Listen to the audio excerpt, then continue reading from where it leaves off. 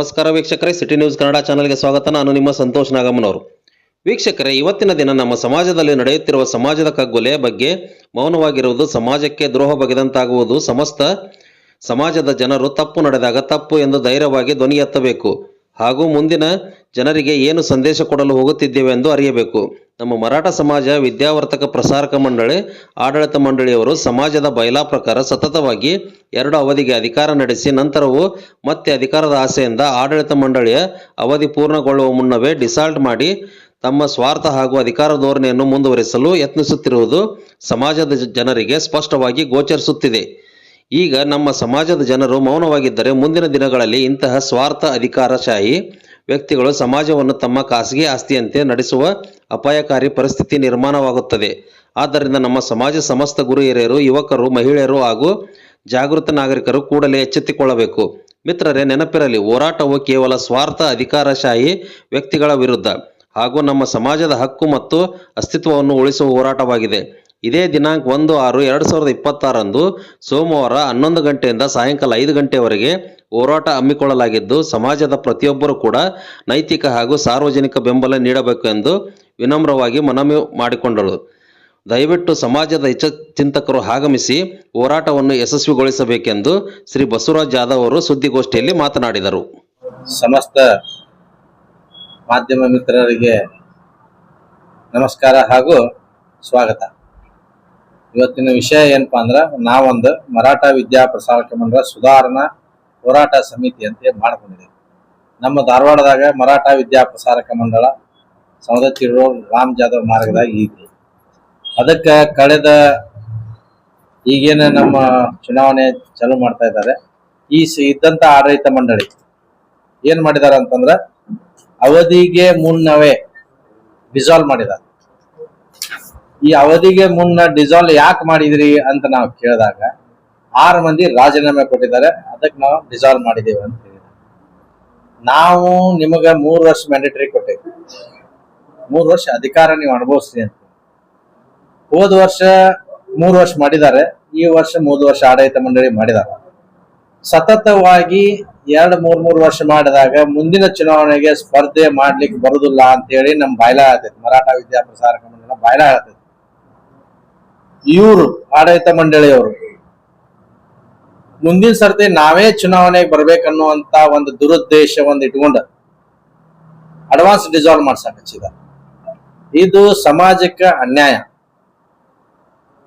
ಈ ರೀತಿ ಯಾವತ್ತು ಸಮಾಜಕ್ಕೆ ಕಗ್ಗೊಲೆ ಆಗುವಂತ ಕೆಲಸ ಮಾಡಬಾರ್ದು, ಪ್ರಜಾಪ್ರಭುತ್ವ ಕಗ್ಗೊಲೆ ಆಗುವಂತ ಕೆಲಸ ಮಾಡಬಾರ್ದು ಅಂತ ನನ್ನ ಒಂದು ಉದ್ದೇಶ. ಯಾಕಂದ್ರೆ ನಾವು ಇಂಥವೆಲ್ಲ ಘಟನೆಗಳ ನಡೆದಾಗ ಸಮಾಜದ ಹಿತಚಿಂತಕರು, ಹಿರಿಯರು, ಯುವಕರು ಇವರೆಲ್ಲರೂ ಎಚ್ಚೆತ್ಕೊಂಡ್ ನಾಳೆ ಸಮಾಜದ ಪರವಾಗಿ, ನ್ಯಾಯದ ಪರವಾಗಿ ಕೆಲಸ ಮಾಡ್ಬೇಕಾಗೈತಿ. ಇವತ್ತು ನಾವು ಸತತ ಎಷ್ಟು ಸರ್ತಿ ಚುನಾವಣೆ ಆಗೈತಿ. ನಾ ಇವತ್ತಿನ ಮಟ್ಟ ಚುನಾವಣೆ ನಿಂತೇನಿ, ಫಸ್ಟ್ ಪ್ಯಾನಲ್ ನಿಂತಿದ್ದೇನೆ. ಆ ಬೇಕಿಂತ ಇವತ್ತಿನ ಮಟ್ಟ ಚುನಾವಣೆಗೆ ನಿಂತಿಲ್ಲ. ನಾನು ಯಾವಾಗ ಸಮಾಜದಾಗ ಅನ್ಯಾಯ ಆಗೈತಿ ಅವತ್ತು ಧ್ವನಿ ಎತ್ತುವಂತ ಕೆಲಸ ಬಸವರಾಜ್ ಜಾಧವ್ ಅಂಡ್ ಟೀಮ್ ಮಾಡಿದ್ವಿ. ಅದ್ರ ಹಿಂದಕ್ಕೂ ಮಾಡೈತಿ, ಇವತ್ತು ಮಾಡತ್ತೀನಿ, ಮುಂದಿನ ದಿನದಾಗೂ ಮಾಡ್ತೀನಿ. ಇದ್ರ ಬಗ್ಗೆ ಎರಡನೇ ಮಾತೇ ಇಲ್ಲ. ನಾ ಚುನಾವಣೆಗೆ ನಿಂದಿರಂಗಿಲ್ಲ. ನನ್ನ ತತ್ವ ಸಿದ್ಧಾಂತಗಳ ಒಪ್ಪಿಕಾಸ ಯಾರ ನೀನ್ ಸಪೋರ್ಟ್ ಬೇಕಂತ ಕೇಳಿದ್ರ ನಾ ಅವತ್ತ ಅವ್ರ ತತ್ವ ಸಿದ್ಧಾಂತಗಳು ಸರಿ ಅದಾವಿಲ್ಲೋ ನೋಡ್ಕೊಂಡು ಅವ್ರು ಸಪೋರ್ಟ್ ಮಾಡ್ತೇನೆ, ವಿನಃ ಮಾಡಕ್ ಹೋಗುದಿಲ್ಲ. ನಮ್ ಪ್ರತ್ಯೇಕ ನಾವು ವೈಯಕ್ತಿಕವಾಗಿರ್ತೇವೆ. ಮತ್ ಇನ್ನೊಂದ್ ಏನಪ್ಪಾ ಅಂತ ಇದ್ರಾಗ, ಡಿಸಾಲ್ವ್ ಮಾಡೋಕ್ಕಿಂತ ಮುಂಚೆಕ ಸಮಾಜ ನೀವು ಯಾವ ಕಾರಣಕ್ಕೆ ಡಿಸಾಲ್ವ್ ಮಾಡಿದ್ರಿ? ನೀವು ತಪ್ಪ ಮಾಡಿಲ್ಲ. ಮೋಹನ್ ಮೂರಿ ಅವ್ರು ಯಾವತ್ತು ಯಾವುದೇ ಕಾರಣಕ್ಕೆ ತಪ್ಪು ಮಾಡಿಲ್ಲ, ಭ್ರಷ್ಟಾಚಾರ ಮಾಡಿಲ್ಲ, ಚಲೋ ಮಾಡಿದಾರ. ಅವ್ರ ಸಮಾಜಕ್ಕೆ ಜಗ ತಗೊಂಡ್ರು, ಸಂತೋಷ್ ಲಾಡ್ ಅವ್ರು ಎಲ್ಲ ಮಾಡಿಸ್ಕೊಂತ ಅನ್ಕೊಟ್ರು, ಸಮಾಜ ಡೆವಲಪ್ಮೆಂಟ್ ಮಾಡ್ಯಾರ. ಯಾಕೆ ಡಿಸಾಲ್ವ್ ಮಾಡುವಂತ ಅವಶ್ಯಕತೆ ಇತ್ತು? ನಾವು ಇವತ್ತಿನ ಮಟ್ಟ ಹೋಗಿ ಕಾಸೆ ನೀವ್ ಇಂಥದ್ ಮಾಡಿರಿ ಅಂತದ್ ಮಾಡ್ರಿ ರಾಜೀನಾಮೆ ಕೊಡ್ರಿ ನಾವ್ ಯಾರು ಕೇಳಿಲ್ಲ. ಅವ್ರಿಗೆ ತಮ್ಮ ಕಷ್ಟ ಡಿಸಾಲ್ವ್ ಮಾಡೋದು. ಡಿಸಾಲ್ವ್ ಮಾಡ್ಬೇಕಂತಂದ್ರ 6 ಮಂದಿ ಸದಸ್ಯರು ರಾಜೀನಾಮೆ ಕೊಟ್ಟಾರ. ಅವಾಗ ಕೊರೋನ್ ಭರ್ತಿ ಆಗ್ಲಿಲ್ಲ ಅಂತ ಹೇಳಿ ಡಿಸಾಲ್ವ್ ಮಾಡಿದಾರ. 6 ಮಂದಿ ಏನು ಡಿಸಾಲ್ವ್ ಮಾಡಿದಾರ, 6 ಮಂದಿ ಡಿಸಾಲ್ವ್ ಮಾಡತಕ್ಕಂಥವ್ರು ಸಮಾಜ 3 ವರ್ಷಕ್ಕೊಮ್ಮೆ ಅಧಿಕಾರ ಕೊಟ್ಟ. ಅಡ್ವಾನ್ಸ್ ಡಿಸಾಲ್ವ್ ಯಾಕೆ ಮಾಡಿದ್ರಿ? ಹಂಗಂದ್ರ ನೀವು ಮುಂದಿನ ಸರ್ತಿ ಅಧಿಕಾರ ನಿಮ್ದೇ ಇರ್ಬೇಕಂತನ್ನುವಂತ ಒಂದು ಉದ್ದೇಶ ಇಟ್ಕೊಂಡು ಡಿಸಾಲ್ವ್ ಮಾಡಿರಿ ಅಂತೇಳಿ ಸಮಸ್ತ ಸಮಾಜದ ಜನ ಮಾತಾಡಕತ್ತೈತಿ, ನಾನು ಮಾತಾಡತ್ತೇನೆ. ಆದ್ರೆ ಇವತ್ತು ಅಕಸ್ಮಾತ್ ಯಾರು ಡಿಸಾಲ್ವ್ ಮಾಡಕ್ 6 ಮಂದಿ ಕಾರ್ಯಕರ್ತರದಾರ, 6 ಮಂದಿ ಇದಾರು, 7 ಮಂದಿ ಇದಾರು, 8 ಮಂದಿ ಇದಾರು, ಅದಕ್ಕೆ ಸಂಪೂರ್ಣ ಮಾಹಿತಿ ಕೇಳಕ್ ಒಂದು ಲೆಟರ್ ಕೊಟ್ಟರೆ ನನಗೆ ಇನ್ನೂ ಮಟ್ಟ ಮಾಹಿತಿ ಕೊಟ್ಟಿಲ್ಲ. ಅವರು ಮುಂದಿನ ದಿನದಾಗ ಕೊಡ್ಬೋದು. ಆದ್ರ 6 ಮಂದಿ ಡಿಸಾಲ್ವ್ ನಾ ಕೊಟ್ಟೇನಿ, ಇದು ಕಮಿಟಿ ಸರಿ ಇಲ್ಲ ಏನೋ ಒಂದೇನ್ ಕೊಟ್ಟರಲ್ಲ, ನಾಳೆ ಅದೇ 6 ಮಂದಿ ತಗೊಂಡು ತಮ್ಮ ಪೆನಲ್ ನಾಗ ಇಟ್ಕೊಂಡು ಚುನಾವಣೆಗೆ ಹೋದ್ರ ಇದು ಸಮಾಜಕ್ಕೆ ಕೆಟ್ಟ ಹೆಸರು. ಅದ್ರ ಉದ್ದೇಶ ಏನ, ನೇರವಾಗಿ ನಾನೇ ಅಧಿಕಾರಕ್ಕೆ ಬರ್ಬೇಕನ್ನುವಂತ ಉದ್ದೇಶ ಇಟ್ಕೊಂಡೆ ಇದನ್ನ ಮಾಡ್ಯಾರ ಅಂತ ಹೇಳಕ್ ಇಚ್ಛೆ ಪಡ್ತೇನೆ ನಾನು.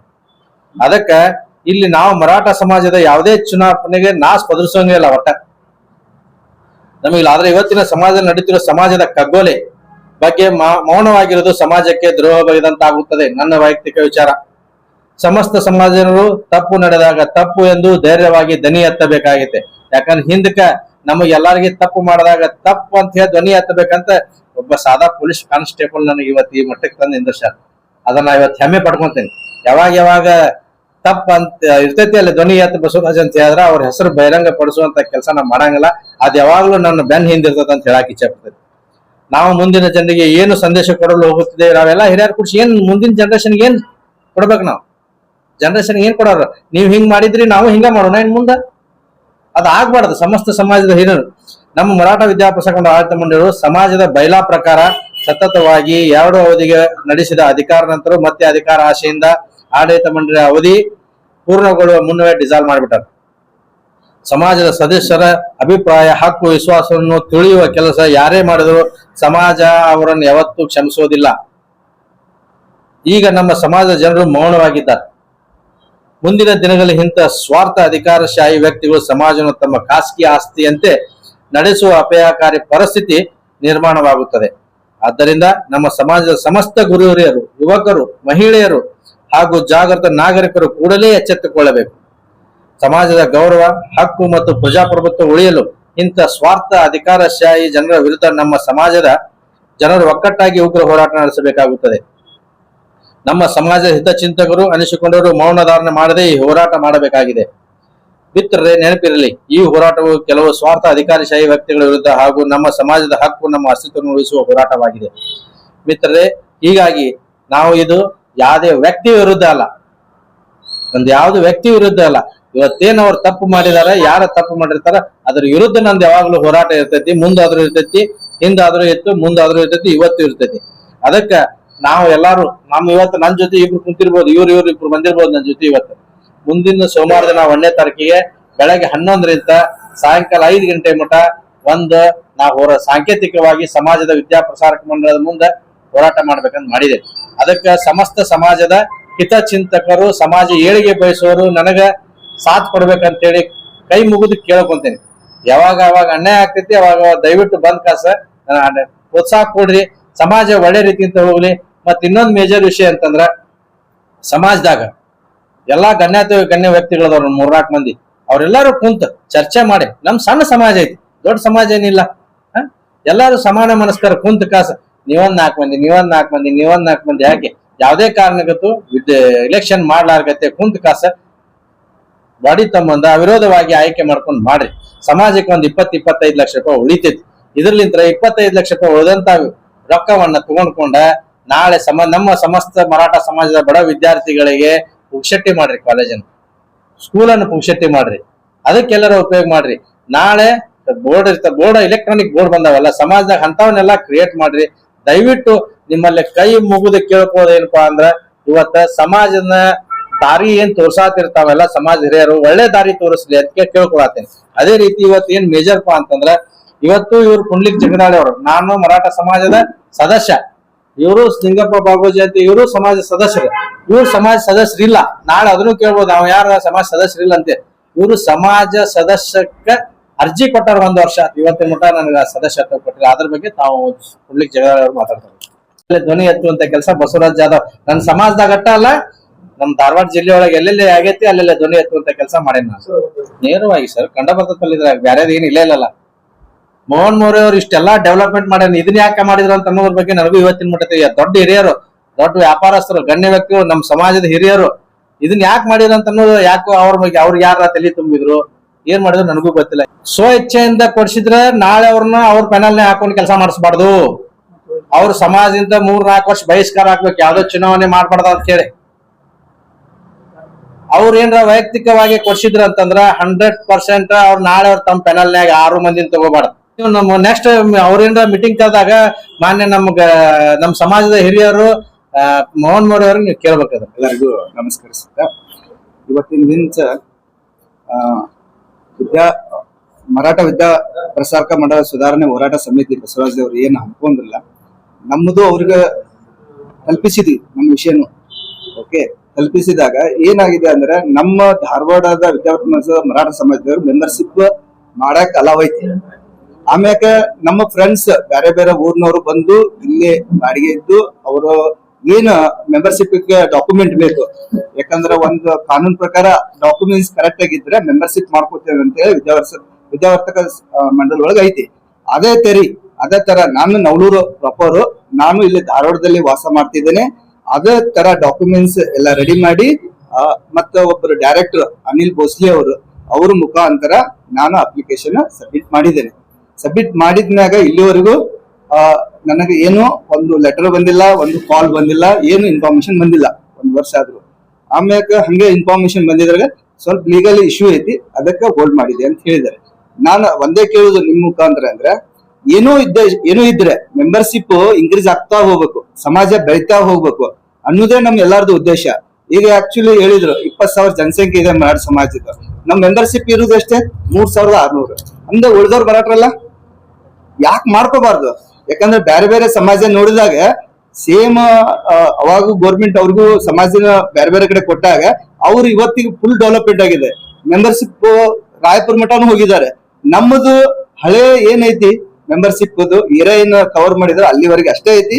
ಅಲ್ಲಿವರೆಗೆ ಇದ್ದವ್ರ ಏನಿದ್ದಾರೆ ಏರಿಯಾದೊಳಗೆ ಇದ್ದವ್ರಿಗಾರ ಫುಲ್ ಮೆಂಬರ್ಶಿಪ್ ಮಾಡ್ಕೊಂಡು, ಅಂದ್ರ ಸಮಾಜದಿಂದ ಏನ ಚಟುವಟಿಕೆ ನಡೀತಾವ, ಸಮಾಜದಿಂದ ಏನ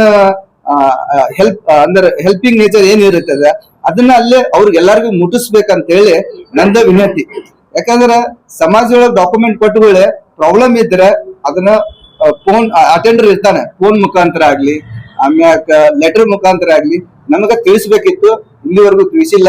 ನಿಮ್ ಮುಖಾಂತರ ಏನಾರ ತಿಳಿಸಿದ್ರೆ ಅದನ್ನ ಏನೈತಿ ನೆಕ್ಸ್ಟ್ ಡಾಕ್ಯುಮೆಂಟ್ ಎಲ್ಲ ಸಬ್ಮಿಟ್ ಮಾಡಿ ನಮ್ದೊಂದು ಮೆಂಬರ್ಶಿಪ್ ನಂದು ಅಂತ ಒಬ್ಬನ ವ್ಯಕ್ತಿಗಲ್ಲ, ಎಲ್ಲ ಒಂದು 15-20,000 ಜನಸಂಖ್ಯೆ ಇಷ್ಟೂರ್ಗ ಮೆಂಬರ್ಶಿಪ್ ಆದ್ರೆ ಇಷ್ಟೂರ್ಗ ಅನುಕೂಲ ಆಗತ್ತೆ. ಇದು ಏನು ವಿದ್ಯಾವರ್ತಕ ಸಂಘ ಅಂದ್ರೆ ಒಂದು ಎಜುಕೇಶನ್ ಸೊಸೈಟಿ ನಾ ತಿಳ್ಕೊಂಡಿರೋ ಪ್ರಕಾರ ನನ್ನ ವೈಯಕ್ತಿಕ. ಅದ್ರೊಳಗೆ ಏನಾಗುತ್ತೆ ಅಂದ್ರೆ ಎಲ್ಲಾರು ಮೆಂಬರ್ಶಿಪ್ ಇತ್ತಂದ್ರೆ ಅವರ ಬಡ ಮಕ್ಕಳು ಆಮ್ಯಾಕ ಮಕ್ಕಳ ಎಜುಕೇಶನ್ ಒಂದು ಸಮಾಜದಿಂದ ಒಂದು ಡೊನೇಷನ್ ಆಗ್ಲಿ ಆಮೇಲೆ ಫೀಸ್ ಆಗ್ಲಿ ಒಂದು ಕಮ್ಮಿ ಇರುತ್ತೆ, ಆಮ್ಯಾಕ ರೀಸನಬಲ್ ಇರುತ್ತೆ ಅನ್ನೋದಕ್ಕೆ ಸಮಾಜದ ಸಲುವಾಗಿ ಎಜುಕೇಶನ್ ಹೋಗ್ಬೇಕು ಎಲ್ಲಾ ಹುಡುಗರು ಅಂತೇಳಿ ಇದು ಒಂದು ಸೊಸೈಟಿ ಇರುದಲ್ಲಿ. ನಮ್ಮ ಮರಾಠ ಸಮಾಜ ಬೇರೆ ಏನು ಇಲ್ಲ. ಅಲ್ಲಿ ಏನೋ ಒಂದು ರೆವೆನ್ಯೂ ಬರುತ್ತೆ, ಬರುವ ಸಿಟಿ ಒಳಗ ಬರ್ತಾವ, ರಾಯಪುರ ಮಠ ಸಿಟಿ ಒಳಗ ಬರ್ತಾವ. ಸುತ್ತಮುತ್ತಲಿ ಡೆವಲಪ್ಮೆಂಟ್ ಆಗ್ಯಾವ. ಸಿಟಿ ಒಳಗೆ ಏನ್ ಕಾರ್ಪೊರೇಷನ್ ಅಂಡರ್ ಇದಾವೆ ಅವನ್ನ ಇನ್ನೂ ಮೆಂಬರ್ಶಿಪ್ ಆಗಿಲ್ಲ ಫುಲ್. ಇನ್ನು ನೆಕ್ಸ್ಟ್ ಮತ್ತೆ ಗ್ರಾಮೀಣಗೆ ಹೋಗ್ಬೇಕು, ಫುಲ್ ಇಲ್ಲಿ ಕವರ್ ಆದ್ಮೇಲೆ ಮತ್ತೆ ಗ್ರಾಮೀಣಗೆ ಹೋಗ್ಬೇಕು. ಇನ್ನು ಇಲ್ಲಿ ಸಿಟಿ ಒಳಗ ಆಗ್ತಾ ಇಲ್ಲ. ಅದು ಸಿಟಿ ಒಳಗ ಇನ್ನು ಮುಂದ ಯಾರು ಬರ್ತಾರ ಅವರು ಮೆಂಬರ್ಶಿಪ್ ಮಾಡ್ಕೊಳ್ಳಿ, ಎಲ್ಲಾರಿಗೂ ಅನುಕೂಲ ಮಾಡ್ಕೊಳ್ಳಿ ಅಂತೇಳಿ ನಮ್ದು ಒಂದು ಮನವಿ. ಪುಂಡ್ಲಿಕ್ ಜಗದಾಳೆ ನಮ್ಮ ಇದು ಎಲೆಕ್ಷನ್ ಸಾರದಾಗ ಈ ಕಮಿಟಿ ಮುಗೀತು ಅಂದಾಗನ ಇನ್ನೂ ಅವಧಿ ಮುಗಿದಿಲ್ಲ. ಅವಧಿಗಿಂತ ಮೊದಲ ರಾಜೀನಾಮೆ ಕೊಟ್ಟು ಎಲೆಕ್ಷನ್ ಹೋಗಿದಾರ. ಮತ್ ಹೊಳ್ಳಿ ಅವ್ರನ್ನ ಹಾಕೊಂಡು ಮತ್ ಪ್ಯಾನಲ್ ಮಾಡಿ ಮತ್ ಎಲೆಕ್ಷನ್ ಹೋಗತ್ತಾರ ಅಂದಾಗ ನಮಗೂ ಒಂಥರ ಇದು ಅನಿಸ್ತದೆ. ಅಂದ್ರೆ ಅಧಿಕಾರದ ಆಶೆಗೋಸ್ಕರ ಡಿಸಾಲ್ವ್ ಮಾಡಿಸಿ ಮತ್ ಹೊಳ್ಳಿ ನೆಕ್ಸ್ಟ್ ಡಿಸಾಲ್ವ್ ಯಾಕೆ ಮಾಡಿದ್ರು ಅನ್ನೋದು ಕಾರಣ ಮರಾಠ ಸಮಾಜದ ಮಂದಿ ಕರೆದು ಹೇಳ್ಬೇಕಲ್ಲ, ಇವ್ರನ್ನ ಯಾಕೆ ಬಿಟ್ವಿ ಅನ್ನೋದು. ಅದು ಮಾಡ್ಲಿಲ್ಲ ಅವರು. ಆಮೇಲೆ ಎಲೆಕ್ಷನ್ ಸಾರಿ ಅದ ಪ್ಯಾನಲ್ ಮಾಡ್ಕೊಂಡು ಹೋಗಿಗೆ ಇದೆಲ್ಲ ಹಿಂಗ್ಯಾಕ ಒಂದು ಸಮಾಜದ ಬಗ್ಗೆ ಒಂದು ಕಳಕಳಿ ಇರುವಂತಾರು ಅಷ್ಟೇ. ಯಾರು ನಾವು ಆದ್ರೂ ಎಲೆಕ್ಷನ್ ಕುಂದಿರ್ಬೇಕು ಮಾಡ್ಬೇಕನ್ನೋಲ್ಲ, ಎಲೆಕ್ಷನ್ ಕುಂದಿರ್ಬೇಕು ಪ್ಯಾನಲ್ ಮಾಡ್ಬೇಕನ್ನೋದು ಯಾರು ಇದ್ರ ಬಗ್ಗೆ ವಿಚಾರಣೆ ಮಾಡಿಲ್ಲ. ಒಳ್ಳೇದಾಗ್ಲಿ ಕರೆಕ್ಟ್ ಆಗಿ ಅವಧಿ ಪೂರ್ಣಗೊಳ್ಳಿ ಅನ್ನೋ ಒಂದು ಉದ್ದೇಶ ಇದ್ದಾರಷ್ಟೇ ಇದ್ರ ಬಗ್ಗೆ ವಿಚಾರ ಮಾಡಿದ್ರೆ ಮುಂದಿನಿಂದ ಹೋರಾಟ ಮಾಡೋದನ್ನ ಯಾರ್ಯಾರಿಗೆ ಅದ್ರ ಬಗ್ಗೆ ಜ್ಞಾನ ಐತಿ, ತಿಳುವಳಿಕೆ ಮಟ್ಟ ಐತಿ ಅವ್ರೆಲ್ಲಾರು ಬಂದು ನಮ್ಗೆ ಸಾಥ್ ಕೊಡ್ರಿ. ಅದು ಏನೈತಿ ಇವತ್ತಿಲ್ಲ ನಾಳೆ, ಇವತ್ತಾಗಿಲ್ಲ ಅಂದ್ರು ನಾಳೆ ಆದ್ರೂ ಒಂದು ಒಳ್ಳೆ ತಿಳುವಳಿಕೆ ಮಟ್ಟಕ್ಕೆ ಸಮಾಜ ಸುಧಾರಣೆ ಆಕೈತಿ ಅನ್ನೋ ಒಂದು ಉದ್ದೇಶ ನಮ್ಗೆ. ನನ್ನ ಹೆಸರು ನಿಂಗಪ್ಪ ಬಾಗೂಜಿ. ಜಾಸ್ತಿ ಪ್ರಸಾರಕ ಮಂಡಳ ಐತಿ. 58ರಿಂದ 60 ಶಾಪ್ ಅದಾವ. ಅದಕ್ಕೆ ಸೋರ್ಸ್ ಆಫ್ ಇನ್ಕಮ್ ಬರ್ತೈತಿ. ಮತ್ ಇನ್ನೊಂದು ಯಾವ್ದೋ ಸಾಂಸ್ಕೃತಿಕ ಕಾರ್ಯಕ್ರಮ ಮಾಡ್ಬೇಕಂದ್ರ ನಮ್ ಸಮಾಜ ಬಾಯಲ ಏನ್ ಹೇಳ್ತೈತಿ, ಯಾವ್ದೇ ಮಾಡ್ಬೇಕಂದ್ರ ಬರೇ ಒಂದು 100 ರೂಪಾಯಿ ಇತ್ತಂದ್ರ ಅದ್ರದ್ದು 5% ಅಷ್ಟ ಸಾಂಸ್ಕೃತಿಕ ಕಾರ್ಯಕ್ರಮಗಳನ್ನ ಬಳಸ್ಕೋಬೇಕು, ಕಾರ್ಯಕ್ರಮಗಳನ್ನ ಮಾಡ್ಬೇಕು ಅಂತ ಬಾಯಲ ಐತಿ ಅಂತ ಹೇಳ್ತೈತಿ. ಆದ್ರೆ ಇವತ್ತಿನ ಮಟನು ಯಾವ ಬಯಲದಾಗಿಂದ ಏನು ನಡೆದಿಲ್ಲ. ಮುಂದಿನ ದಿನದಾಗ ಎಲ್ಲಾ ಹಿರಿಯರು ಚಿಂತಕರು ಎಲ್ಲಾರು ತಾವೆಲ್ಲ ಒಳ್ಳೆ ನೀವು ನಮಗ್ ಮಾರ್ಗದರ್ಶನ ಕೊಡ್ಬೇಕ ಅಂತವ್ರು ಅದಿರಿ. ಇನ್ಮ್ಯಾಗಾರ ತಿಳ್ಕೊಂಡ್ಕ ಸಮಾಜಕ್ಕೆ ಒಂದು ಒಳ್ಳೆ ಮಾರ್ಗ ಕೊಡ್ರಿ ಅಂತ ಹೇಳೋದು ಅಷ್ಟೇ ನಮ್ಮ ಉದ್ದೇಶ.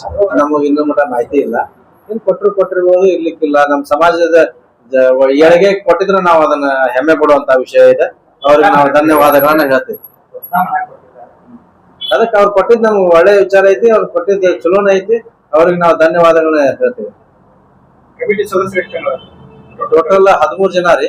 ಒಬ್ರು ಅಧ್ಯಕ್ಷ, ಒಬ್ರು ಉಪಾಧ್ಯಕ್ಷರು, 13 ಜನ ಡೈರೆಕ್ಟರ್ ಬರ್ತಾರೆ. 13 ಜನ ಆರಿಸಿ ಬರ್ಬೇಕು. ಈಗ ಸೆಕ್ರೆಟರಿ ರಾಜೀವ್ ಗುರ್ಜನ್ ಅವ್ರು ಅಂತ.